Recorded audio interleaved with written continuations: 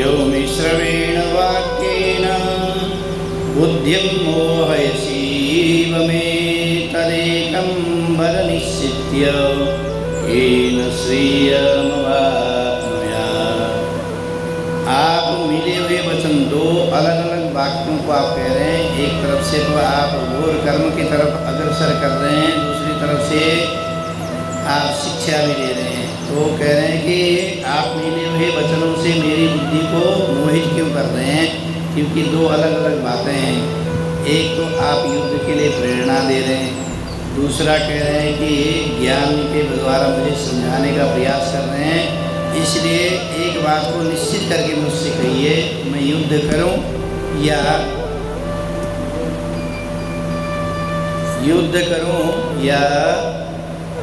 आपकी ज्ञान की बातों का अनुसरण करूं। तो भगवान कहते हैं कि श्री भगवान वाच लोकेस्मिन् दुविधा निष्ठा पुरा प्रोक्ता मया नघ ज्ञान योगेन संख्यानां कर्मयोगिन योगिनां। भगवान कह रहे हे निष्पाप अर्जुन, यहाँ निष्पाप इसलिए कहा गया कि अर्जुन के बुद्धि के अंदर कोई भी पाप नहीं है, छल नहीं है। जो अंतःकरण की जो प्रवृत्तियाँ हैं वही भगवान के सामने प्रकट कर रहा है। अंदर जो जो बातें उसके उद्विग्न कर रही है, मन को उद्विग्न कर रही हैं, वही बात बोल रहे हैं अर्जुन। इसीलिए अर्जुन को भगवान कह रहे हैं हे निष्पाप। कह रहे कि इस लोक में दो प्रकार की निष्ठा होती है। एक होती है सांख्य योगों की निष्ठा और उसको ज्ञान योग कहते हैं। एक है कर्म योग, जो योगियों की निष्ठा है कर्म की तरफ। एक तरफ ज्ञान है, एक तरफ कर्म है, दोनों अलग अलग हैं और दोनों को लेकर के ही हम जीवन में आगे बढ़ सकते हैं। इसीलिए जो सही सत्पुरुष होते हैं वह इन दोनों बातों को साथ में लेकर के चलते हैं। न कर्मणा मनारंभ नैष्कर्मं पुरुषो श्रुते न च संन्यासनादेव सिद्धिं समधिगच्छति। मनुष्य न तो कर्म के आरंभ में बिना की कोई भी कर्म करता है तो बिना निष्कर्मता से कर्म की आरंभ नहीं कर सकता। यानी योगी निश्चय को जो प्राप्त करता है वो न केवल कर्मों के आधार पर, उसमें ज्ञान होना भी बहुत जरूरी है। कोई भी काम करते हैं तो उसमें काम के साथ साथ ज्ञान की भी आवश्यकता होती है।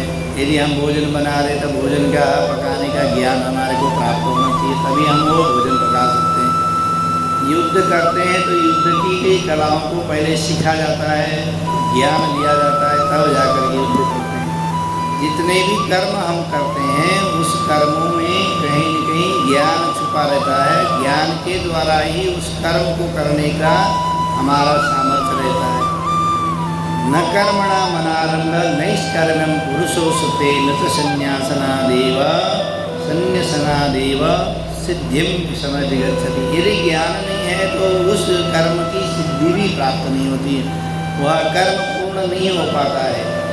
और कर्म कैसा है का नहीं कश्चित् क्षणमपि जातु तिष्ठत्य कर्म कृत कार्यते ह्यवश कर्म सर्व प्रकृतिजोर्गुणैः।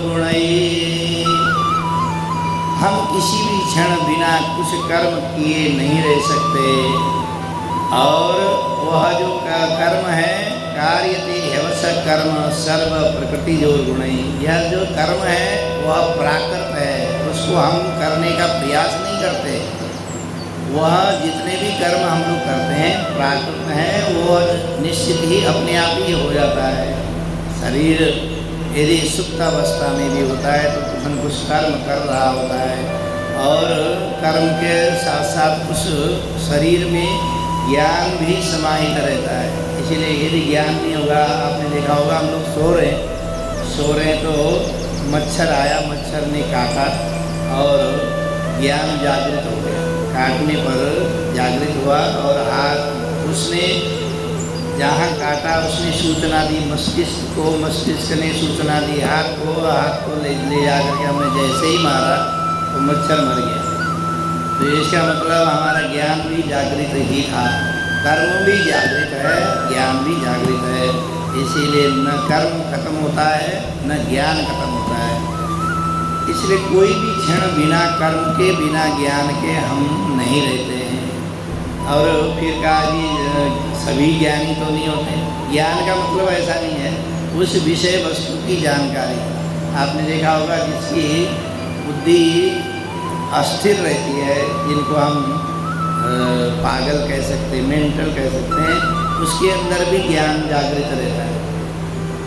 वह जो किसी के घर में आपने देखा होगा किसी घर में डॉग पाला है और वो यदि किसी कारण से उसको रेबीज रोग बढ़ गया और वो पागल हो गया, अपने मालिक को काटता नहीं, जो खाना खिला रहा है उसको नहीं काटता, उसको नहीं काटेगा, कभी भी नहीं काटेगा।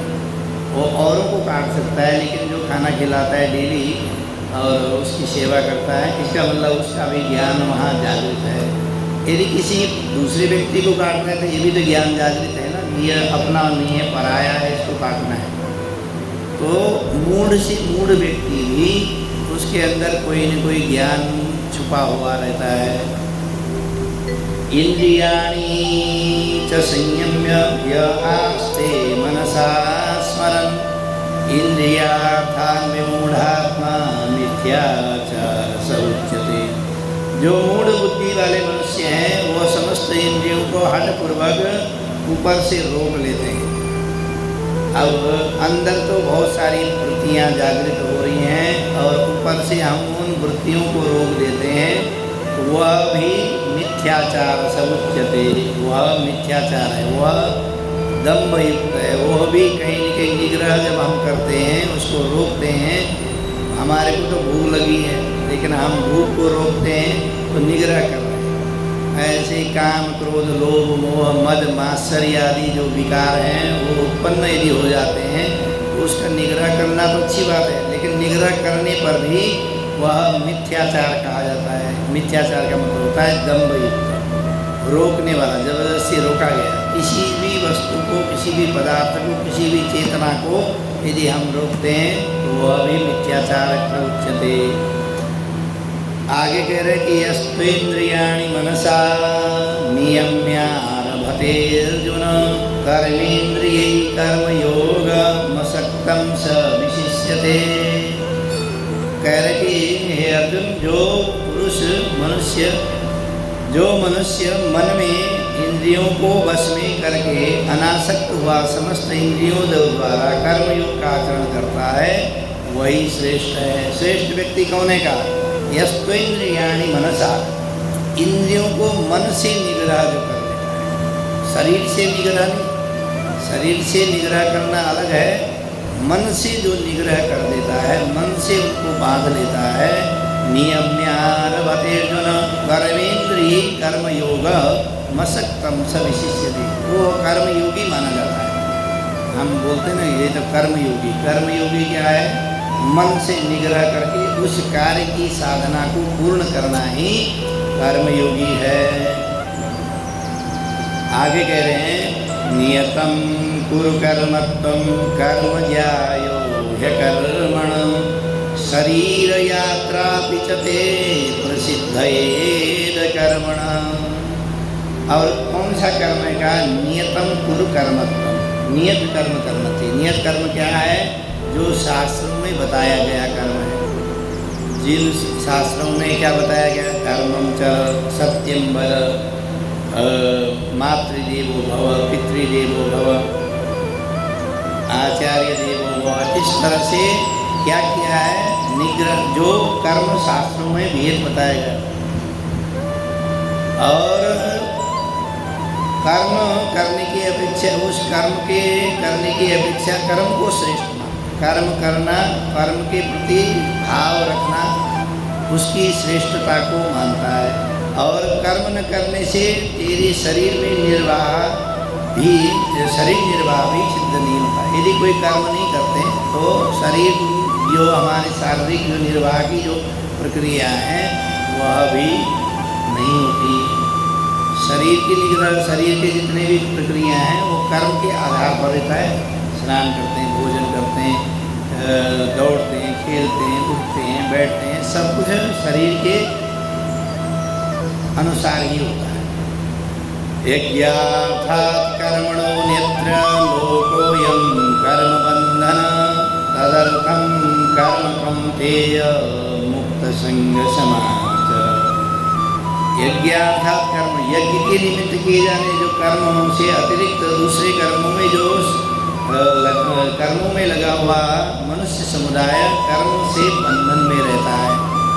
यज्ञ के अतिरिक्त, यज्ञ मतलब भगवद प्राप्ति के अतिरिक्त यदि कोई कर्म में हम लगे रहते हैं तो वह कर्म बंधन से युक्त रहता है। यदि भगवत प्राप्ति के लिए हम जो कर्म करते हैं वह कर्म बंधन से विमुक्त हो जाता है। इसीलिए कह रहे हैं तदर्थम कर्म कौन्तेय मुक्त संग समाचार। मुक्त संग होकर के कर्म करो, वह कर्म कैसा है? भगवत प्राप्ति का कर्म है। अब यहाँ जो युद्ध कर रहे हैं इसमें युद्ध करने में भगवत प्राप्ति कैसे हो सकती है? वो कह रहे हैं कि युद्ध ये है कि यह धर्म युद्ध है, यह आपके कर्मों के अनुसार किया जाने वाला युद्ध है। तो इसीलिए यह जो युद्ध है, इस युद्ध करने में तुम्हारे को कर्म बंधन में बंधोगे नहीं। स यज्ञ प्रजा सृष्टा पुरोवाच प्रजापति अनेन प्रसविष्यद्व मेषत्वा अनेन प्रसविष्यद्व मेषवो इष्टकामधुक्। प्रजापति ब्रह्मा ने कल्प के आदि में यज्ञ सहित प्रजाओं की रचकर उनसे कहा कि तुम लोग यज्ञ के द्वारा बुद्धि को प्राप्त हो और यह यज्ञ तुम लोगों को इच्छा भोग प्रदान करने वाला है। जब हमारा जो सृष्टि की आरंभ हुआ उस समय देवान् भावयतानेन ते देवा भावयन्तु परस्परं भावयन्त श्रेय परमभाक्षत। तुम लोग इस यज्ञ के द्वारा देवताओं की उन्नत करो और वो देवता तुम लोगों को उन्नत करेंगे। इस तरह से ब्रह्मा ने कहा। इस प्रकार निस्वार्थ भाव से एक दूसरे को उन्नत करने से तुम लोग परम कल्याण को प्राप्त हो जाओगे। क्या हुआ? तो कह रहे हैं कि हम लोग भी यही काम करते हैं। देवताओं की अर्चना हम क्यों करते हैं? देवता उन्नत हो, देवताओं की शक्ति बढ़े, और देवताओं की जब शक्ति बढ़ती है तो वह आशीर्वाद रूप में हमारी भी शक्ति बढ़ती है। तो कह रहे कि देवान् भावयतानेन ते देवा भावयन्तु। जिस भावना से हम देवताओं का अर्चन करते हैं उसी भावना से देवता भी हमारे को अर्चन क्या फल प्रदान करते हैं। और परस्परम भावयन्त, जब एक दूसरे की भावना आपस में सम्मिलित होती है श्रेय परमवाप्स्यत, तब श्रेय की प्राप्ति होती है। व्यवहारिक जीवन में भी ऐसे ही है। यदि हम कोई किसी चीज़ को किसी को देते हैं उसके बदले में वह हमारे को कुछ देता है, इस तरह से जब आदान प्रदान होता है, आदान प्रदान होने पर फिर परमवाप्स्यत, उससे क्या होगा? परस्परम भावयन्त, एक दूसरे की भावना को जहाँ समझ लिया और एक दूसरे का आदर कर लिया, एक दूसरे की जो ज़रूरत है उनको हमने पूर्ण कर लिया, तो क्या हुआ? तब श्रेय की प्राप्ति होती है। नहीं तो आपने देखा होगा घर में भी तो झगड़े किस बात से होते हैं? तुमने ये दिया नहीं, तुमने यह दिया नहीं, इसी बात से झगड़े होते हैं। यदि जिसको जो चीज़ चाहिए हम उसको दे दें और उससे जो प्राप्त होने वाली चीज़ें हम अपने आप ग्रहण कर लें तो किसी बात का झगड़ा नहीं है। यहाँ युद्ध भी तो ऐसे हो रहा है। यहाँ युद्ध में क्या है? पांडवों ने अपने रहने के लिए 5 गांव की भगवान के द्वारा प्रस्तावना रखी, लेकिन दुर्योधन कह रहा है मैं तो सुई के अग्रभाग तक का जमीन तुम्हें नहीं दूंगा। तो वो जो मांग रहे थे वो यदि दे देता तो कुछ युद्ध होता ही नहीं। तो तो यहाँ युद्ध हमारे जीवन में हमेशा ही युद्ध होने का मुख्य कारण क्या है? एक दूसरे की भावनाओं को न समझ करके। यहाँ भगवान अर्जुन को यही बात समझाने का प्रयास कर रहे हैं। इष्टान् भोगानि वो देवा दास्यन्ते यज्ञभाविताः तैर्दत्तान् प्रादेयेभ्यो यो भुङ्क्तेस्तेन एव सः। यज्ञ द्वारा बढ़ाए हुए देवता तुम लोगों को बिना मांगे ही इच्छित भोग निश्चित देते हैं। वहाँ अर्जुन धर्म अधर्म की बातें और पाप पुण्य की बातें कर रहे थे, और उसी का उत्तर देते हुए भगवान यहाँ कह रहे हैं, देखो देवताओं का जो अर्चना आप करोगे, देवताओं का यजन करोगे, यजन करने से तुम्हारे को बिना मांगे ही वो पदार्थ प्राप्त हो जाता है जिस पदार्थ के निमित्त तुमने अर्चन किया है। और तैर्तान प्रादेयो यो भुङ्क्तेस्तेन एव सः। इस प्रकार देवताओं के द्वारा दिए गए भोगों को वो जो पुरुष है, वो जो मनुष्य है, हमेशा ही उपभोग करता रहता है देवताओं के द्वारा दिए हुए। यहाँ पर भगवान उसको उसी की भाषा के अनुसार समझाने का प्रयास कर रहे हैं। यज्ञशिष्टासनो सन्तो मुच्यते सर्वकिल्बिषै भुञ्जते ते त्वं पापाय पचन्त्यात्मकारणम्। भगवान कह रहे हैं देखो यज्ञ के द्वारा समझाने का प्रयास करते हैं। यज्ञ मतलब जो भगवत प्राप्ति के लिए किया जाने वाला सत्कर्म है वह यज्ञ है। जैसे आपने सुना होगा, यदि कोई सत्संग हम सुनने जाते हैं तो वह ज्ञान यज्ञ है, किसी को भोजन कराते हैं तो वह अन्न यज्ञ है, किसी को ये अग्नि के द्वारा भगवान देवताओं का अर्चन करके जो वह यज्ञार्थ यज्ञ है। इस तरह से यज्ञ है। यज्ञ में बचे हुए अन्न को खाने वाले जो श्रेष्ठ व्यक्ति हैं वो पापों से मुक्त हो जाते हैं। जो पापी लोग अपना शरीर पोषण करने के लिए ही अन्न पकाते हैं वही पाप को ही खाते हैं। मतलब यदि हम भोजन बना रहे हैं, घर में व्यवस्था कर रहे हैं, तो कहीं न कहीं दूसरे के हित की कामना करते हुए भोजन बनाना चाहिए। जो पकाने का जो प्रक्रिया है वह सिर्फ अपने आप खाने के लिए नहीं है। यदि हम सिर्फ स्वयं खाने के लिए ही भोजन बनाते हैं, दूसरे का उसमें कोई हित नहीं होता है। जैसे घर में भी जाते हैं, घर में यदि हमने खुद ही अपने लिए रोटी बनाई, खुद ही खाया और खुद मस्ती में रहे, तो वह जो भोजन है वो भोजन नहीं होता है। कह रहे कि वही पाप खुद को खा, वो पाप है। क्योंकि ये पाप इसलिए हो गया कि जो दूसरा व्यक्ति है वो भी तो कहीं न कहीं भोजन की इच्छा रखता था, लेकिन हमने तो अपने लिए पकाया, अपने आप खा लिया, तो पाप। तो इस तरह से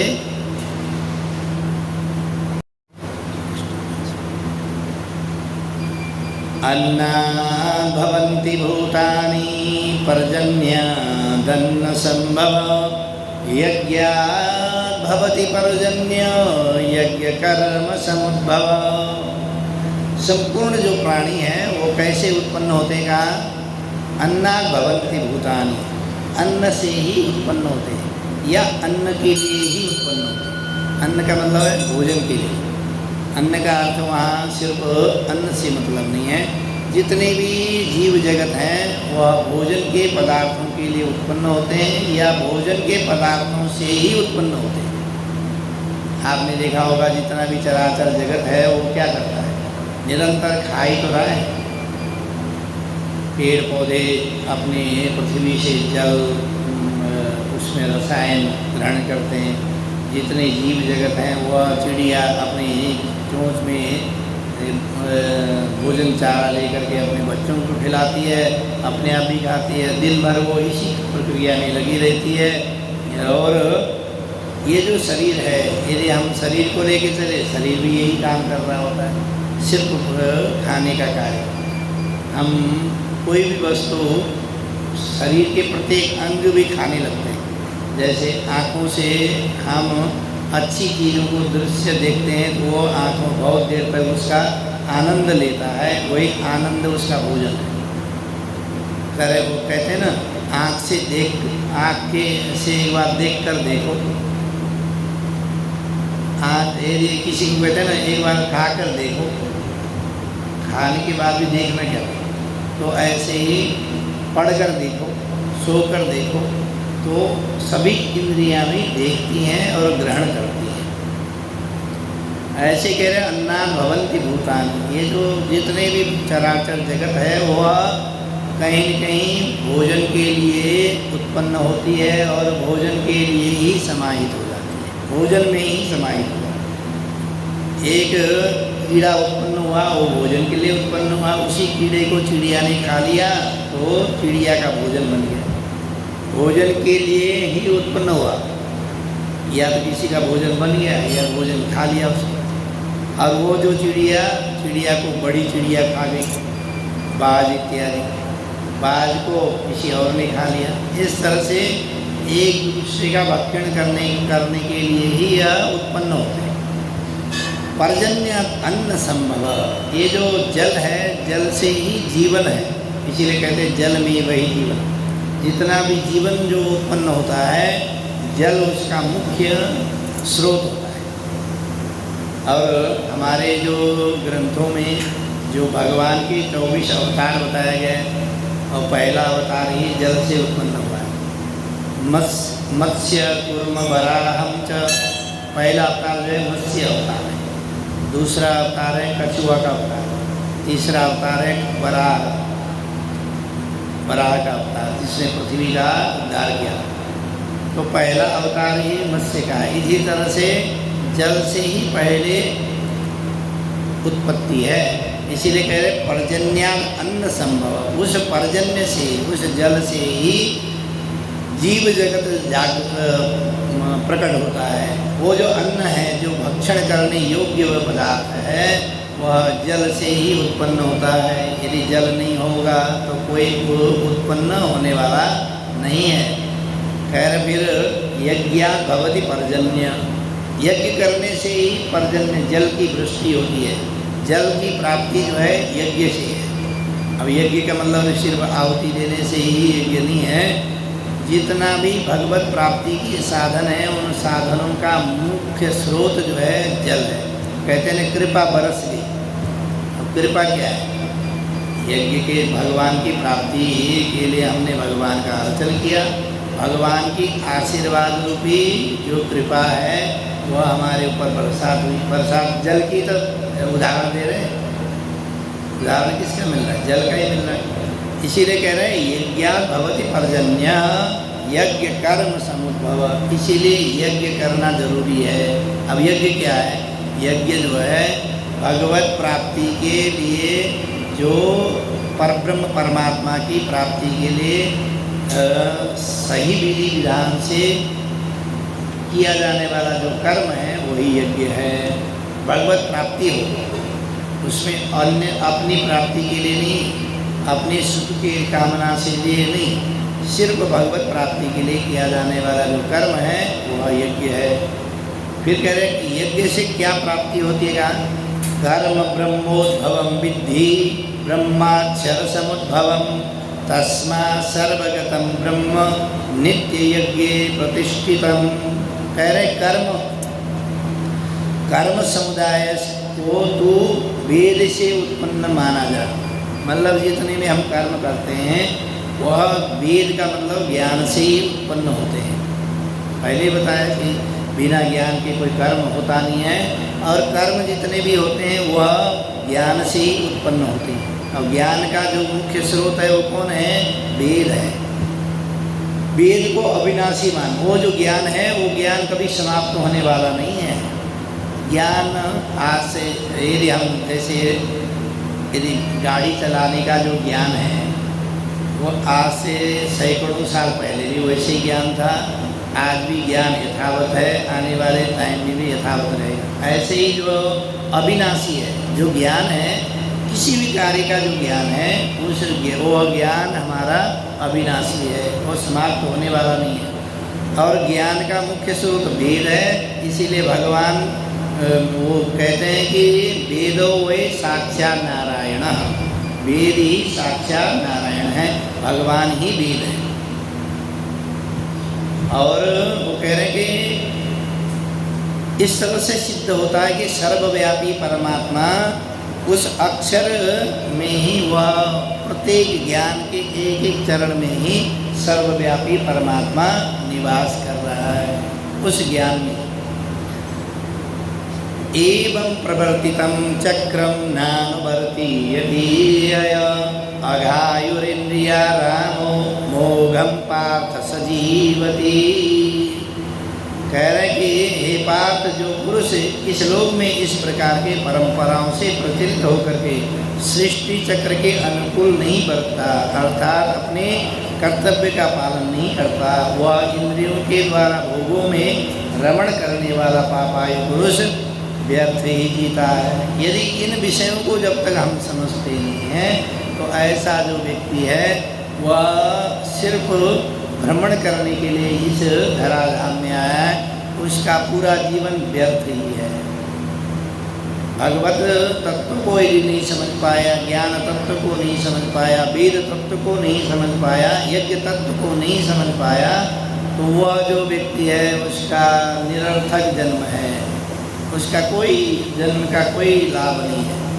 सिर्फ उदर पूर्ति भोजन ग्रहण करना यह उसका जीवन का सार्थकता नहीं है। यस्त्वात्मतिरेव स्यादाप्तृप्तस्य मानव आत्मनेवात्मना तुष्ट तस्य कार्यं न विद्यते। कह रहे परंतु जो मनुष्य आत्मा में ही रमण करता है और आत्मा में ही तृप्त होता है, आत्मा में ही संतुष्ट होता है, उसके लिए कोई कर्तव्य नहीं है। अब इसमें यह है कि एक व्यक्ति उत्पन्न हुआ, उसने आत्म तत्व को नहीं समझा। मैं कौन हूँ, आत्म तत्व क्या है, मैं कौन हूँ, मुझे करना क्या चाहिए, मैं कहाँ से आया हूँ और मैं कहाँ जाने वाला हूँ, यह जो शरीर है यह शरीर मैं हूँ कि नहीं हूँ। शरीर मैं नहीं हूँ क्योंकि शरीर पंचभौतिक शरीर है। आत्म तत्व यही समझना है। मेरे अंदर जो आत्मा है वह आत्मा दिव्य, अमृत और सनातन है। वह आत्मा सनातन है। ये जो शरीर है 5 तत्वों से बना हुआ शरीर है। ऐसी कोई वस्तु हम बनाते हैं, प्रोडक्ट यदि हम बनाते हैं कोई भी, तो उसमें अनेकों तत्व समाहित होते हैं। जैसे यदि हम मिट्टी का गिलास बनाते हैं तो मिट्टी को बांधने के लिए जो पाउडर उपयोग किया गया, कुम्भकार ने जिस विधि से बनाया, तो वह मटेरियल है, मुख्य रूप से जो मटेरियल है, बाकी तो क्या है, मटेरियल से बना हुआ है। तो ऐसे ही कह रहे हैं कि ये जो हमारा जो शरीर है वो पंचभौतिक शरीर है। आत्म तत्व को समझना बहुत जरूरी है। यदि आत्म तत्व नहीं समझा तो यह जो शरीर है, लेकिन जो आत्म तत्व को समझने वाले हैं उसको कर्म बंधन में बंधने की आवश्यकता नहीं है। फिर जो कर्म बंधन है वो उसमें बंधता ही नहीं है। क्यों? क्योंकि वह आत्म तत्व में ही रमण करने लगता है। अब आत्म तत्व में रमण कैसे करेगा? यदि आपके पास उस बाह्य जो सांसारिक जीवन में भी हमारे पास कोई बहुमूल्य चीज़ हमें प्राप्त हो जाती है, हम उसी का ही चिंतन करते रहते हैं कि नहीं करते रहते? उसी का चिंतन करते हैं और किसी का चिंतन नहीं करते, उसी में हम रमण होते हैं। आपने देखा होगा घर में आपके वहाँ कोई नया गाड़ी आ गई या नया मकान ले लिया या नई कोई व्यवस्था हमारे पास हो गई, तो काफ़ी समय तक हमारा चिंतन में वही रहता है। गाड़ी ली तो गाड़ी में चिंतन ये होगा कि सुबह भी हम गाड़ी को देखने जाएंगे, शाम को भी गाड़ी देखने जाएंगे, रात को भी एक बार उठ करके देख लेंगे कि कहीं किसी ने हाथ तो नहीं लगा रहा है, और उसको ढक कर के रहेंगे। मतलब हमारी जो चिंतन है उसी में ही रहता है।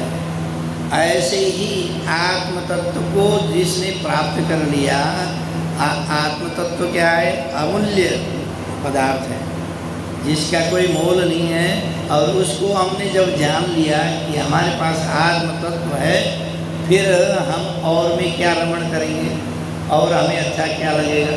और तो कुछ अच्छा लगने वाला नहीं, फिर उसी में ही रमण करते हैं। इसीलिए कह रहे हैं कि आत्मनेव अपना तुष्ट तस्य कार्यम न विद्यते, उसका अन्य कोई काम होता ही। ये जो व्यवहारिक सांसारिक जो काम है, ये तो सांसारिक काम संसार में ही रहने के लिए है। और लेकिन यदि हम आत्म तत्व को समझ लेते हैं तो फिर इस सांसारिक कर्म से भी हम कर्म बंधन में नहीं रहते हैं, कर्म बंधन में बंधते ही नहीं। नैव तस्य कृतेनार्थो न कृते नेह कश्चन न चास्य सर्वभूतेषु कश्चिदर्थ व्यापाश्रयः। उस महापुरुष का इस विश्व में न तो कोई कर्म करने से कोई प्रयोजन रहता है। वो जो महापुरुष है जिसने आत्म तत्व का चिंतन कर लिया है, उसके लिए इस पूरे संसार में कोई कर्म नहीं रहता। क्यों? श्रेष्ठ कर्म ही वो है। श्रेष्ठ कर्म से जो निम्न कर्म है, उन निम्न कर्मों की क्या गिनती है? जो श्रेष्ठ संख्या होती है, श्रेष्ठ संख्या के नीचे जो छोटी संख्या है उसका कोई महत्व नहीं रहता है। ऐसे ही श्रेष्ठ कर्म क्या है? आत्मचिंतन, आत्म तत्व को समझना। और फिर ये जो सांसारिक जो कर्म है, यह कर्मों की कोई महत्व नहीं रहता है। न चास्य सर्वभूतेषु कश्चिदर्थ विपाश्रितः, और तथा वो जो न कर्मों के प्रति उसकी प्रयोजन रहता है तथा संपूर्ण प्राणियों में भी उसका किंचित मात्र स्वार्थ भी नहीं रहता है। किसी के प्रति फिर स्वार्थ ही नहीं होता। क्यों? क्योंकि हमारे को बहुमूल्य पदार्थ प्राप्त हो गया। जब बहुमूल्य पदार्थ प्राप्त हो जाए तो कांच का टुकड़ा हमारे को क्या काम है? कांच के टुकड़े से हमें कोई लेना देना नहीं। कांच का टुकड़ा कितना ही चमकता रहे, ये जो सांसारिक जितनी भी व्यवस्थाएं हैं वह कैसे हैं? कांच के टुकड़े के समान हैं। और आत्म तत्व कैसा है? वह मणि के समान है। जब मणि हमें प्राप्त होगी तो कांच के टुकड़ों से हमें क्या लेना देना। इस तरह से उसमें हमारा कोई आसक्ति नहीं रहती है। तस्माद् सततं कार्यं कर्म समाचर असक्तो ह्यचरन् कर्म परमाप्नोति पुरुषः। इसीलिए कह रहे हैं कि तू कार्य निरंतर क्या कार्य कर? असक्त का, जिससे आसक्ति रहित जो कार्य है वो करने का प्रयास करो। और उसमें भी कर्तव्य समझ करके ही समझने का प्रयास करो। क्योंकि आसक्ति से रहित होकर के जो कर्म किया जाता है वही मनुष्य परमात्मा को प्राप्त हो जाता है। परमात्मा तत्व की प्राप्ति तभी हो सकती है जब आसक्ति रहित कोई कर्म हम करने लगते हैं। कर्म आसक्ति रहित, अब हम तो हमेशा ही आसक्ति रहित कोई भी कर्म नहीं करते, हमेशा ही आसक्त में ही रहते हैं। बेटे के लिए कर रहे हैं, वो भी आसक्ति से रही नहीं है। घर के लिए, परिवार के लिए, उदर पूर्ति के लिए, भोजन के लिए दिन भर हम कर्म कर रहे हैं, वह आसक्ति से युक्त है। या तो इंद्रियों के प्रति आसक्ति है, या तो परिवारजनों के प्रति आसक्ति है, या स्वजनों के प्रति आसक्ति है, या तो इन आसक्ति रहित जो कर्म कर रहे होगे तब परमाप्नोति पुरुषः, उस परमात्मा को, उस परब्रह्म परमात्मा को प्राप्त कर सकते हो। आसक्ति युक्त होकर के भगवत प्राप्ति कभी भी नहीं हो सकती है। मैं उस दिन भी बता रहा था कि यदि हमारी आसक्ति रही, आसक्ति क्या रही? भगवत प्राप्ति की आसक्ति रही, फिर भी भगवत प्राप्ति नहीं होती। इसीलिए ऋषि मुनि हजारों वर्ष तक तप करते हैं, परंतु तप का प्रभाव से भगवत प्राप्ति होती नहीं है, क्योंकि आसक्ति है। और आसक्ति, वो कहते हैं कि महाराज जी कह रहे थे, आसक्ति कभी भी आ सकती, किसी को भी आसक्ति कभी भी आ सकती। तो वो जो ऋषि मुनि हैं उनको सिद्धियां प्राप्त हो जाती हैं, सांसारिक वस्तुओं को वृद्धि करने की सिद्धियां प्राप्त हो जाती है, लेकिन आसक्ति के होने के कारण परमात्मा प्राप्ति बिल्कुल नहीं होती है। अब जितने भी हम लोग यदि हम देखें, पूजन करते हैं, जप करते हैं, पाठ करते हैं, भगवान को सामग्री अर्पण करते हैं, है उसमें क्या छुपा क्या है? आसक्ति। उसमें छुपाते ही है ना, हमें ये प्राप्ति हो जाए, हमें ये प्राप्ति हो जाए, बेटे घर बहू को वो बेटा हो जाए, और घर में सुख शांति हो, व्यापार में वृद्धि हो, और हम लोग जो ब्राह्मण लोग जो कर्म कर रहे हैं वो यजमान से कुछ हमें धन प्राप्ति हो जाए। तो सभी जगह आसक्ति आसक्ति आसक्ति आसक्ति से युक्त है, तो परमात्मा प्राप्ति कहाँ से हो जाएगी? वो कह रहे कि परमात्मा प्राप्ति नहीं हो सकती है जब तक आसक्ति आपके अंदर है। इसीलिए आसक्ति से रहित होकर के जो कर्म करोगे तब परमात्मा तत्व की प्राप्ति। अर्जुन को भी तो आसक्ति होगी ना, ये असुजन है, इन लोगों को मारूंगा तो पाप होगा, दुख होगा, ये इनकी स्त्रियां भ्रष्ट हो जाएंगी, स्त्रियां विधवा हो जाएंगी, और अपने ही स्वजन है, मेरे गुरु हैं, मेरे दादा हैं, अपने स्वजन हैं, मेरे ताऊ के पुत्र हैं, इनको कैसे मार सकता हूँ? माता मामा है, ससुर हैं, साले हैं, सभी लोगों के प्रति आसक्ति तो हुई। तो भगवान कह रहे हैं यदि आसक्ति है तो फिर परमात्मा जिस पाप पुण्य की बात को कर रहा है उस पाप पुण्य का अंत जो है परमात्मा तत्व है। यदि उसका मूल स्रोत वहाँ है, वह स्रोत को प्राप्त करना चाहता है, वो आसक्ति रहित होकर के कर्म करना पड़ेगा। कर्म यदि करेंगे तो उसमें आसक्ति रहित हो तब परमात्मा प्राप्ति होती है। कह रहे कि कर्मण्येव हि संसिद्धि मास्तिता जनकादय लोक संग्रहमेवापि संपश्यन् कर्तुमर्हसि। जनक बोलते हैं प्रारंभ में उत्पन्न करने वाले जो व्यक्ति हैं उनको जनक कहा। कह रहे कि जनक आदि मतलब जो प्रारंभ से जिन्होंने हमारे को उत्पत्ति की है, जनकादि ज्ञानी जन भी आसक्ति रहित कर्म द्वारा ही परमात्म सिद्धि को प्राप्त हुए थे। जब तक ब्रह्मा जी को भगवान के नाभि कमल से ब्रह्मा की उत्पत्ति हुई, ब्रह्मा को आसक्ति हुई। आसक्ति क्या हुई? मैं कौन हूँ और मेरा नाम क्या है, ये आसक्ति है ना, अपने प्रति आसक्ति हुई। और तो भगवान की प्राप्ति नहीं है। फिर नाभि कमल बुद्धू ने देखा मैं तो हूँ नहीं, चारों तरफ देखने का प्रयास किया तो चतुरानन हो गए, चार मुख हो गए। फिर क्या किया, सोचा कि जिस नाभि जो कमल जिसमें से मैं उत्पन्न हुआ हूँ वहाँ जो उत्पन्न करने वाला कोई न कोई मिलेगा। उस नाल में अंदर में घुस गए और चले गए, चलते गए, वो प्राप्ति नहीं है। प्राप्ति तो आसक्ति है ना, भी प्राप्ति नहीं हुई, भगवान प्राप्त मिले ही नहीं। क्यों? आसक्ति थी। और फिर वापिस आ करके सोचा कि क्या करूँ, मुझे तो कुछ मिल नहीं रहा। तब सांकेतिक रूप से तप जो शब्द सुनाई दिए, उसके बाद तप किया। तप में आसक्ति नहीं थी। तब जब तप पूर्ण हुआ, जब आसक्ति उसमें समाप्त हो गई, क्योंकि निरंतर जब हम तप ध्यान जप करते हैं उसमें आसक्ति धीरे धीरे कम हो जाती है।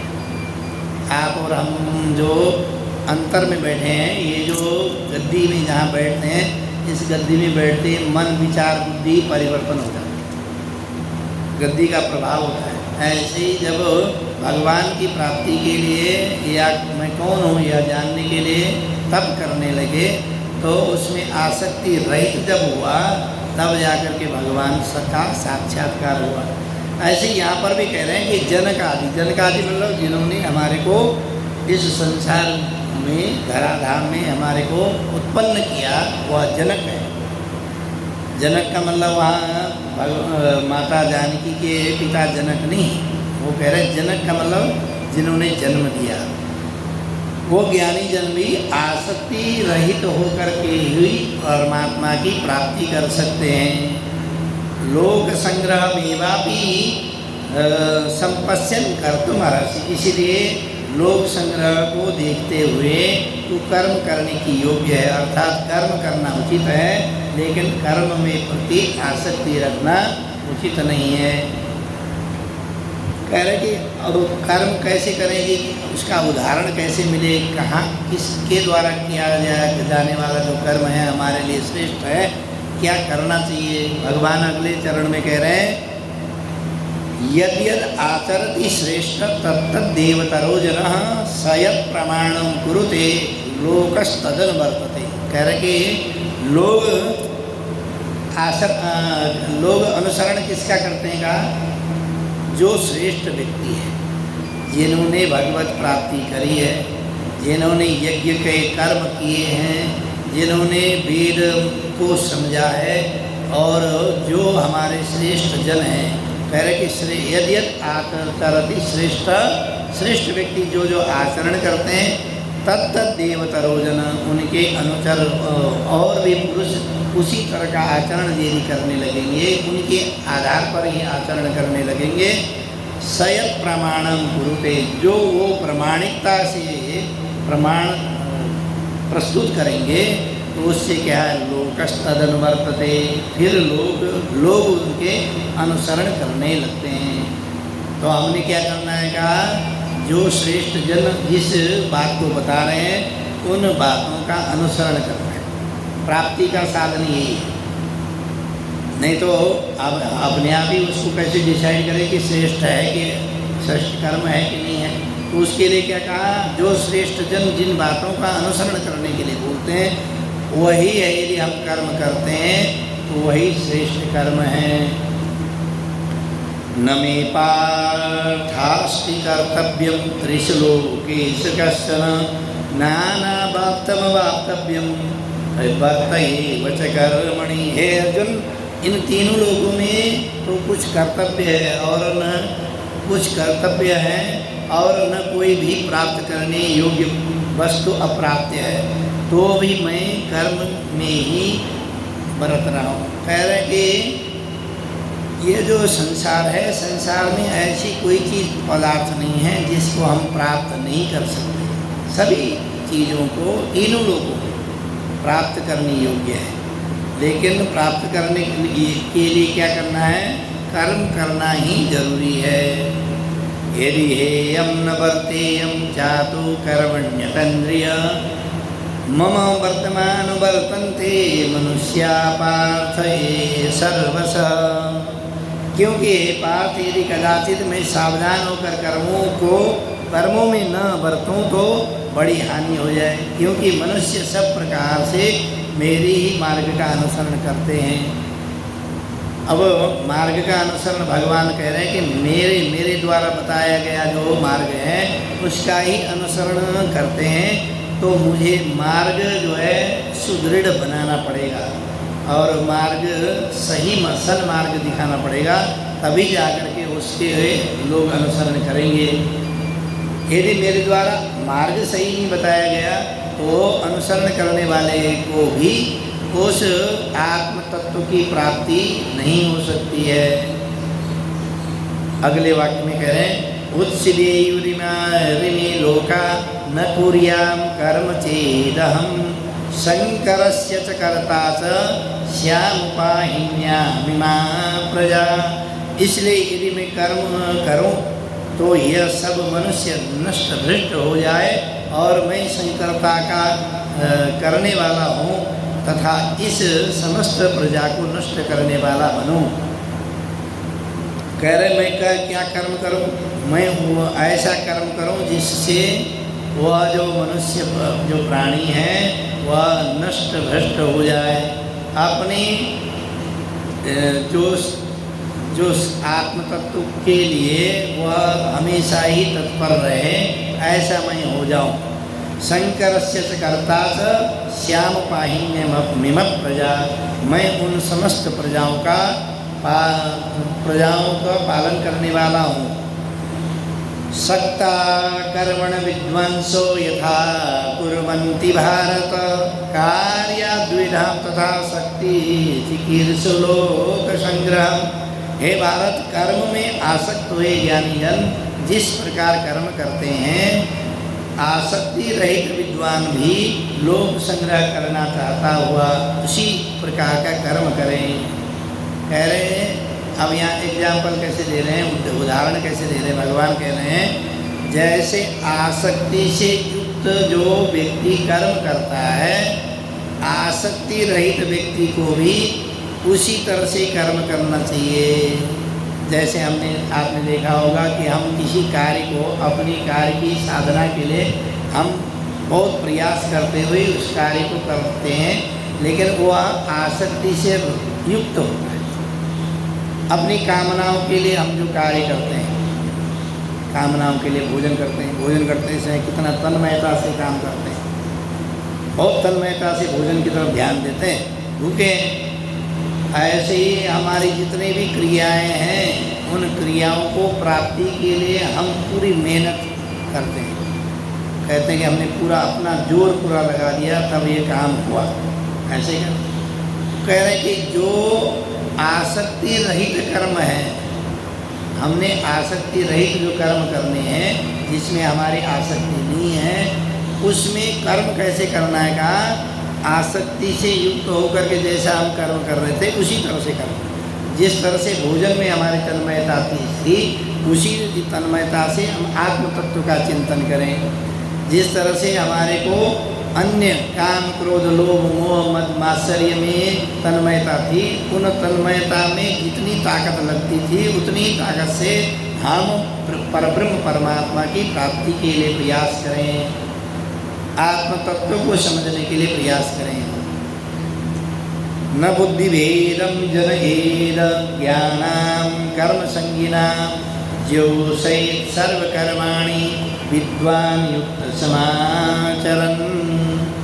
परमात्मा के स्वरूप में अटल स्थिति हुई है। ज्ञानी पुरुष को चाहिए कि वह शास्त्रविहित कर्मों में आसक्ति वाले अज्ञानियों की बुद्धि में भ्रम अर्थात कर्मों के अश्रद्धा उत्पन्न न करे, किंतु स्वयं शास्त्रविहित समस्त कर्म भली भांति करता हुआ उनमें भी वैसा ही करवाए। कह रहे कि आसक्ति से रहित जैसे करने, आसक्ति से युक्त जो व्यक्ति कर्म कर रहे हैं उनको भी हम अपने आसक्ति रहित कर्मों के तरह मोड़ने का प्रयास करें। उन व्यक्तियों को भी, वो जो मूढ़ व्यक्ति हैं उनको भी आसक्ति ही, जिसमें आसक्ति है उनको ये बोलना है कि भाई आप जिस कर्म को कर रहे हो इसमें आसक्ति रहित कर्म करने लगो तो आत्म तत्व की प्राप्ति हो जाएगी। तो इस तरह से भगवान अर्जुन को निरंतर आत्म तत्व का चिंतन ज्ञान के द्वारा, ज्ञान योग के द्वारा समझाने का प्रयास कर रहे हैं। और साथ में कर्म योग जरूर बता रहे हैं। एक तरह से ज्ञान बता रहे हैं कि आसक्ति है, दूसरी तरह से कर्म बता रहे हैं कि कर्म करना है। आसक्ति कर्म, ज्ञान कर्म दोनों। तो इसीलिए यह जो ज्ञान कर्म विभाग नाम का जो यह तृतीय अध्याय चल रहा है, इस तरह से भगवान प्रयास कर रहे हैं। तो आज की ये जो प्रसंग है वो यहीं पर समाप्त करते हैं। बोलो गौरी शंकर भगवान की जय। ओम नमः पार्वती पतये, हर हर महादेव।